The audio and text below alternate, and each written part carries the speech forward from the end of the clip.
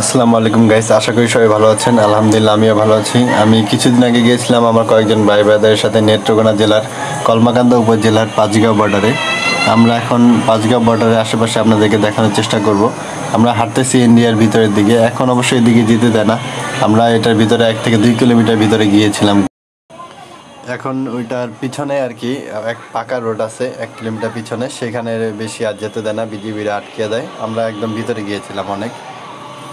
তো এই যে এখন এই রোডটা দিয়ে আমরা যাচ্ছি, এটা দিয়ে গিয়ে আমরা ডান দিক দিয়ে নামবো। সামনে হলো ওই যে বর্ডার রোডটা দেখা যাচ্ছে, আর সামনে যে ইন্ডিয়ার পার্টটা দেখা যাচ্ছে ওইটা হলো ইন্ডিয়ার মেঘালয় রাজ্য। আপনারা যদি এখানে যেতে চান তাহলে সরাসরি ঢাকা থেকে চলে আসতে হবে নেত্রকোনা জেলার কলমাকান্দা উপজেলায়। আমরা গিয়েছিলাম ট্রেনে, হাওড় এক্সপ্রেসে করে।